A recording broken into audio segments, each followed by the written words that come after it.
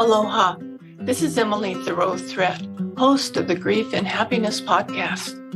Every Friday, I share with you my love notes, giving you a little something to think about as you navigate through your grief journey, finding happiness expanding along your way. And every Tuesday, I post my regular podcast sharing wonderful conversations with people you can relate to and who offer you encouraging ideas and helpful inspiration.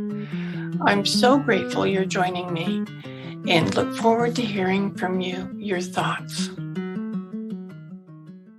Aloha. My podcast for you today is I've Got the Cure for You. My son introduced me to a new song by Rick Astley named Dance. The lyrics are, I've got the cure for you. All you got to do is dance.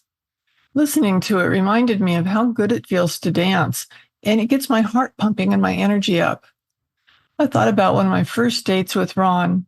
I had always dreamed about having a strong partner who was taller than I am and who could dance with me. I'm 6 feet tall and Ron was 6'2". And I sure hoped he could dance. We went to my high school reunion. They had a band and everyone was dancing. He was hesitant to dance, so I didn't know what to expect. But the music was so good, we ended up on the dance floor. He could dance. He could dance so well. We danced. The other couples moved away from us and ended up watching us and clapped at the end of the song. We had so much fun. He told me that in high school he wanted to dance, but was afraid that girls would say no when he asked, and his solution was to teach himself to dance so well that the girls would be asking him, and they did. We danced often in Maui. It felt so good. I remember how surprised Tashina seemed to be by Ron's dancing.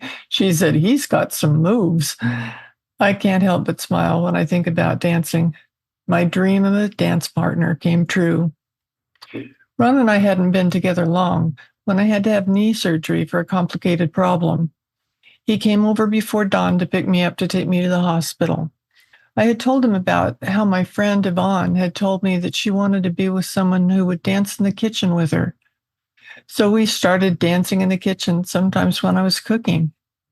That morning that he came to take me to the hospital, he took me into the kitchen, turned on his boombox that he brought with him, and played one of our favorite slow songs, and he took me in his arms to dance.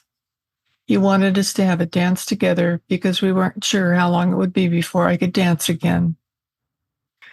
Oh, how I love to dance with him. I miss that closeness. Now I dance by myself. There are so many free dance classes on YouTube, and I can just pick something to suit my mood. It's a great way to get some exercise and to pump up my spirits. I was just talking with a dear friend of mine who's dealing with the recent unexpected loss of her loved one. She told me about how one of her girlfriends came over with some food and a bottle of wine, and they played music from her phone, and they danced for 2 hours. She said they smiled and laughed and danced until they were worn out. And it was such a perfect release for her. What a wonderful gift to give to a friend. When you hit a low spot, remember this. Turn up some tunes and dance. Do you want more comfort, support, and happiness? Join the Grief and Happiness Alliance. Visit my website at lovingandlivingyourwaythroughgrief.com and read my book, Loving and Living Your Way Through Grief. Be sure to subscribe to our podcast, rate it, review it, and binge on all our episodes on grief and happiness. I can't wait to welcome you back to another episode.